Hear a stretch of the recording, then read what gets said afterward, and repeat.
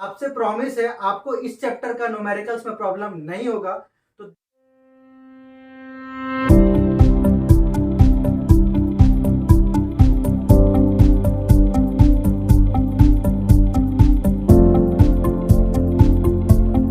Hello friends, मैं हूं जगदीप पासवान और आपके अपने जग्गू भैया, और एक बार फिर से स्वागत है आप सभी का अपना YouTube channel eco with Jaggu में।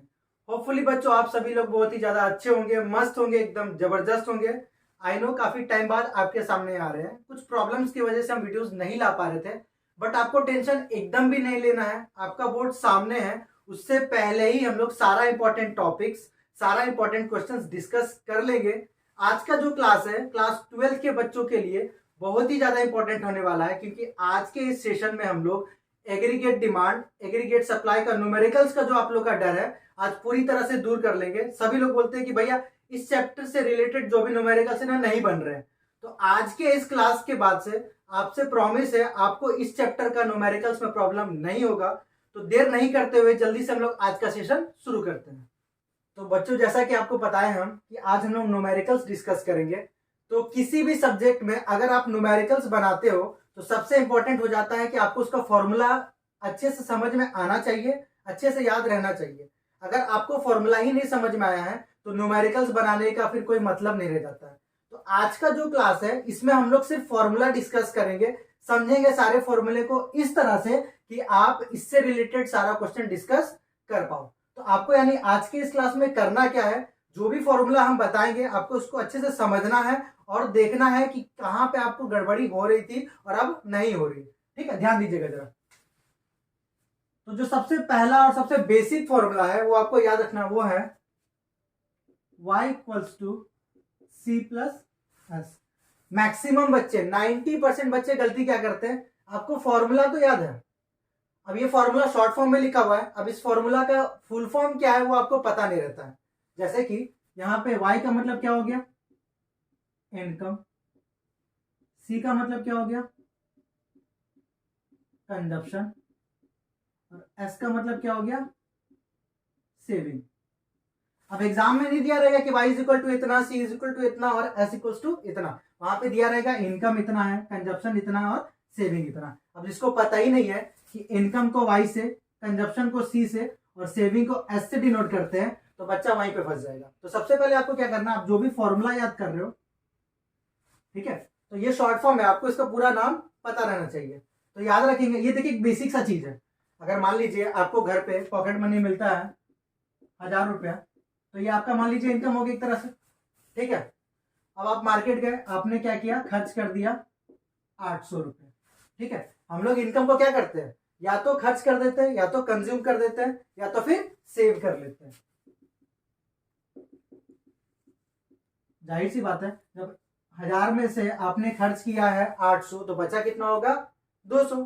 तो इनकम को हम लोग क्या करते हैं, या तो कंज्यूम करते हैं या तो सेव करते हैं। इसको रटना नहीं है, बेसिक सा चीज है। इनकम को क्या किया जाता है, या तो कंज्यूम किया जाता है या तो सेव किया जाता है। इसलिए इनकम का फॉर्मूला क्या हो गया, सी प्लस एस। सबसे पहला और सबसे बेसिक फॉर्मूला आपको याद रखना है। ठीक है, अब मान लीजिए इसी बेसिस पे अगर आपको कंजप्शन निकालना है, 1000 रुपया दिए थे और पापा पूछे आपसे कि बेटा कितना खर्च करके आओ, तो कैसे पता रहेगा, जितना आपको इनकम मिला था और जितना आप बचा के लाए थे। यानी इनकम में से अगर सेविंग को माइनस कर देंगे तो क्या मिल जाएगा हम लोगों को, कंजप्शन। उसी तरह अगर सेविंग निकालना है तो इनकम में से अगर कंजप्शन को माइनस कर दोगे तो क्या मिल जाएगा, सेविंग। तो ये तीन सबसे बेसिक फॉर्मूला है जो कि आपको याद रखना है। इनकम का क्या हो गया, कंजप्शन प्लस सेविंग। कंजप्शन निकालना है तो इनकम माइनस सेविंग, और सेविंग निकालना है तो इनकम माइनस कंजप्शन। ठीक है, अब आते हैं हम लोग नेक्स्ट। उसके बाद आता है एग्रीगेट डिमांड, जिसको एडी बोलते हैं। तो एडी का क्या होता है, सी प्लस आई। ठीक है, जैसा कि हम आपको शुरू में ही बोले, आपको फॉर्मूला तो याद रखना ही है, लेकिन इसका फुल फॉर्म भी याद रखना है। तो आई का मतलब होता है इन्वेस्टमेंट, एडी का मतलब क्या हो गया, एग्रीगेट डिमांड। यानी एग्रीगेट डिमांड इक्वल्स टू क्या हो जाएगा, कंजप्शन प्लस इन्वेस्टमेंट। ठीक है, उसी तरह नेक्स्ट उसके बाद होता है एएस। एएस को हम लोग क्या बोलते हैं, एग्रीगेट सप्लाई। जिसका फॉर्मूला होता है सी प्लस एस, वही है, consumption plus saving. Aggregate supply equals to क्या हो गया, कंजप्शन प्लस सेविंग। यानी हम लोग की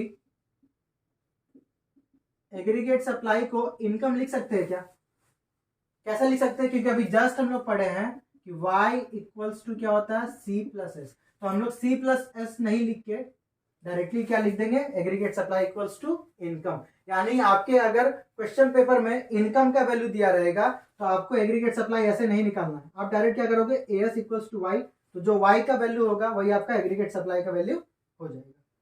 क्लियर है यहां तक। नेक्स्ट देखिए फिर, उसके बाद आता है एवरेज प्रोपेंसिटी टू कंज्यूम, जिसको शॉर्ट में बोलते हैं एपीसी। क्या है, एवरेज प्रोपेंसिटी टू कंज्यूम। तो सिंपल सा फॉर्मूला है इसका, सी बाई वाई। ठीक है, सी अपॉन वाई।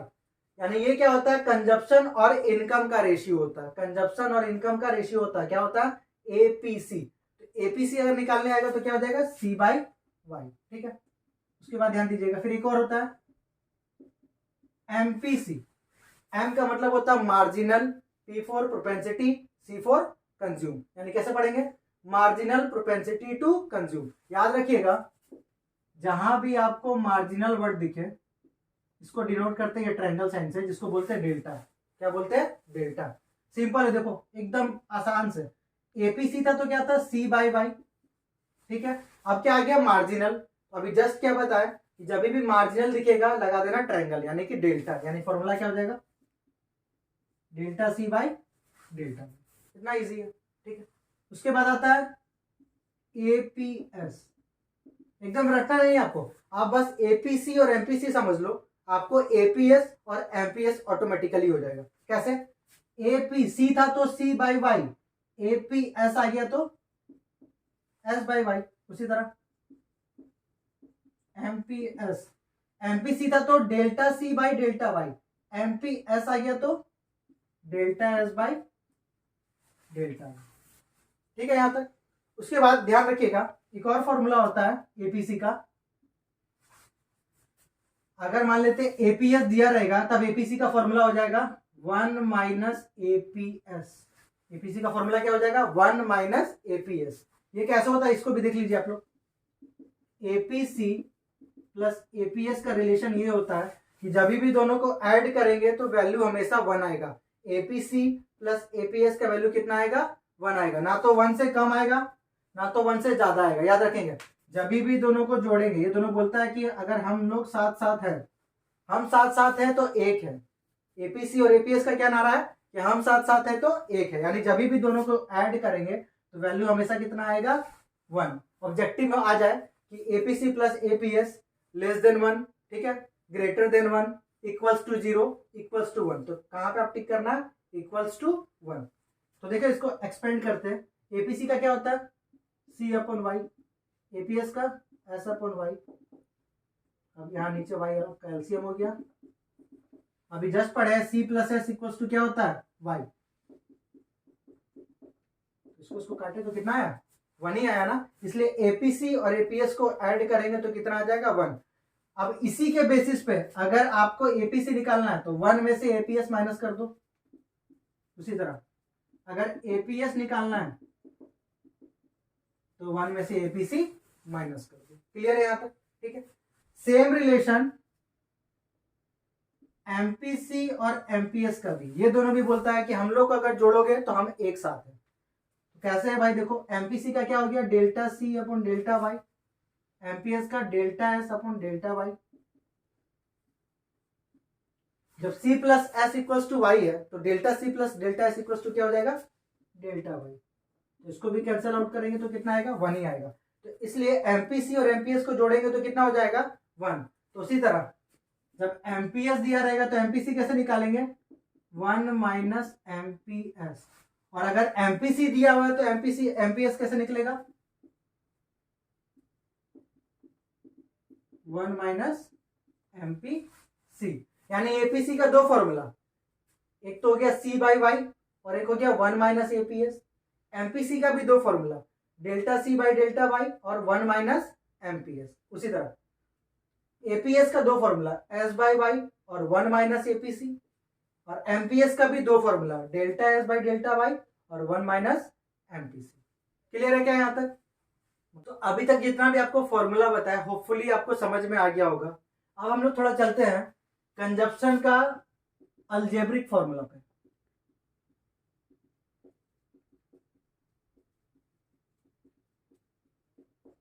जैसे कंजप्शन का एक फॉर्मूला आप क्या सीखे, इनकम माइनस सेविंग। ठीक है, आप एपीसी अगर गिवन है तभी भी आप कंजप्शन निकाल सकते हो। अगर एपीसी और इनकम गिवन है तभी भी आपका कंजप्शन निकल जाएगा। कैसे निकलेगा?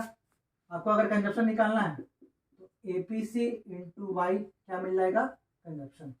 ठीक है, और एक बेसिक फॉर्मूला तो आप लोग पढ़े ही थे कि कंजप्शन इज इक्वल टू क्या होता है, इनकम माइनस सेविंग। ये हो गया पहला, ये हो गया दूसरा। तो दो तरीके से अभी तक हम लोग सीख गए कि कंजप्शन इस तरह से हम लोग निकाल सकते हैं। अब अलजेब्रिक एक्सप्रेशन में कंजप्शन कैसे निकाला जाता है ये बहुत ही इंपॉर्टेंट है, याद रखिएगा। आपका जो क्वेश्चन है मेनली हो सकता है यहां से आ जाए, तो ये इंपॉर्टेंट है, समझना, रटना नहीं, समझना। तो फॉर्मूला क्या है, C equals to C bar C into Y. बहुत लोग इसको बी लिखते हैं, हम बोलेंगे आप इसको सी लिखिएगा, ज्यादा बेटर रहेगा। ये सी और ये सी में अंतर क्या, ये याद रखिएगा स्मॉल सी है और ये कैपिटल है। ठीक है, मैक्सिमम बच्चा लोग क्या करता है, फॉर्मूला तो याद कर लिया, ठीक है, लेकिन ये आखिर इसका फुल फॉर्म क्या है वही नहीं याद है और गड़बड़ी वहीं से होता है। तो आपको याद रखना है कि ये जो सी है ये वाला, इसका मतलब क्या है, कंजप्शन एक्सपेंडिचर। ये जो सी बार है इसको हम लोग बोलते हैं ऑटोनोमस कंजप्शन। अब सिर्फ ऑटोनोमस कंजप्शन बोलते हैं इतना से काम नहीं चलेगा। ऑटोनोमस कंजप्शन होता क्या है ये इंपॉर्टेंट है, याद रखना। तो ऑटोनोमस कंजप्शन क्या है, minimum level of consumption when income is zero. Income is zero, जब आपका इनकम का वैल्यू जीरो रहेगा, इनकम का वैल्यू मान लीजिए अगर भाई आपका जीरो है और कंजप्शन है 100, ठीक है, तो जब इनकम आपका जीरो रहेगा और कंजप्शन का जो भी वैल्यू होगा उसी को हम लोग बोलेंगे ऑटोनोमस कंजप्शन। तो ऑटोनोमस कंजप्शन क्या होता है, minimum level of consumption when income is zero. अब मन में क्वेश्चन ये आ रहा होगा कि भैया जब मेरा इनकम जीरो है तो हम खर्च कहां से कर रहे हैं, पैसा मेरे पास कहां से आएंगे। मेरे पास जब इनकम जीरो है तो ऑब्वियस है कंजप्शन कहां से करेंगे। तो इसका दो सोर्स होता है, ऑटोनोमस कंजप्शन का जो सोर्स है वो क्या है, एक होता है पास्ट सेविंग्स,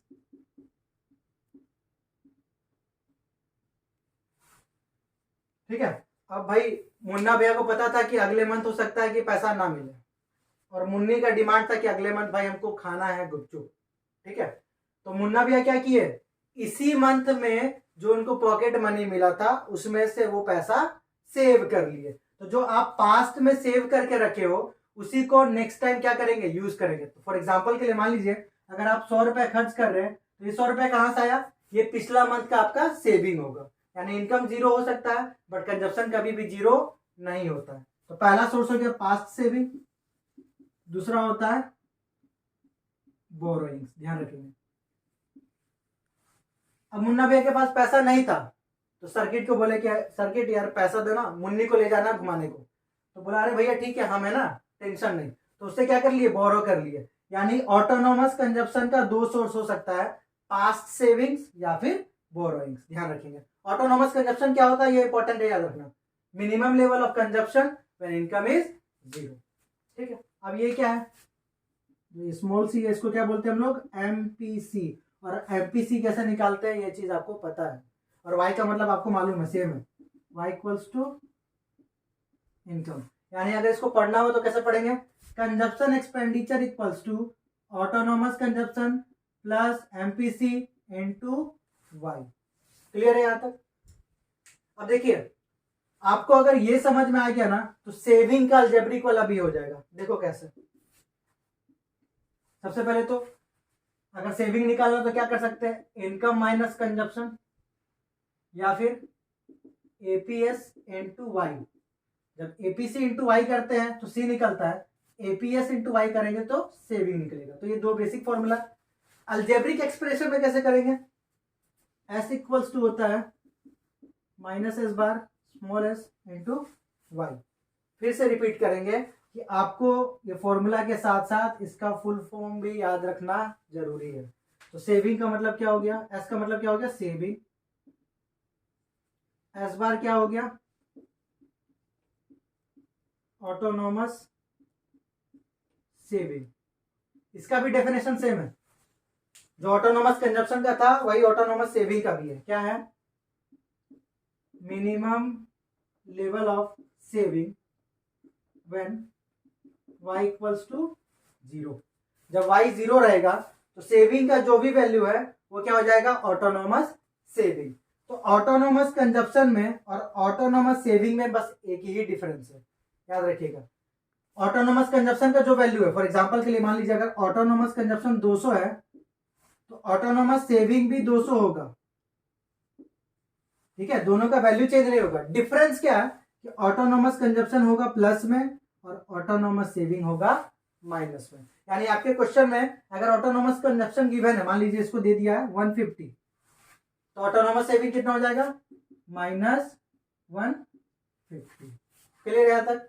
तो ऑटोनोमस कंजप्शन होता है प्लस में और ऑटोनोमस सेविंग होता है माइनस में, बस यही एक माइनर सा डिफरेंस है। स्मॉल सी का मतलब था एमपीसी, तो यहाँ पे इसका मतलब क्या हो जाएगा एमपीएस, और दोनों में वाई का मतलब सेम है, क्या हो जाएगा इनकम। तो अलजेब्रिक एक्सप्रेशन समझने के बाद अब हम लोग न्यूमेरिकल्स का लास्ट पड़ाव पे पहुंच गए हैं। एकदम यहाँ पे बने रहिएगा, ये लास्ट टॉपिक जो है बहुत ही इंपॉर्टेंट टॉपिक है। तो हमारा नेक्स्ट टॉपिक क्या है, इन्वेस्टमेंट मल्टीप्लायर, इसको के से डिनोट करते हैं, ध्यान रखिएगा। ये भी एक इंपॉर्टेंट टॉपिक है जहां से आपका न्यूमेरिकल आ सकता है, और इस चैप्टर में न्यूमेरिकल आएगा ही आएगा, इसलिए न्यूमेरिकल में गलती मत कीजिएगा, क्योंकि न्यूमेरिकल अगर आप सही से बनाते हो वहां पे आधा नंबर भी नहीं कटेगा, ठीक है। तो इन्वेस्टमेंट मल्टीप्लायर यानी के, तो इसका फॉर्मूला आपको क्या है, delta Y by delta I, याद रखना। के इक्वल्स टू, सबसे इसका बेसिक और पहला फॉर्मूला क्या है, delta Y by delta I, ठीक है। फिर इसका दूसरा फॉर्मूला क्या है, K equals to 1/1 minus MPC. आप एमपीसी निकालना सीख चुके हैं, तो के का फॉर्मूला क्या है, K equals to 1/1 minus MPC, ये हो गया इसका दूसरा फॉर्मूला। फिर तीसरा फॉर्मूला क्या है, के इक्वल्स टू 1/एमपीएस। और ये जो फॉर्मूला आया ना थर्ड वाला, ये कहीं और से नहीं यहीं से उठ के आया। आपको जस्ट बताए थे कि एमपीएस इक्वल्स टू क्या होता है 1 माइनस एमपीसी, तो हम लोग 1 माइनस एमपीसी ने लिख के क्या लिख देंगे एमपीएस, यानी के का 3 फॉर्मूला।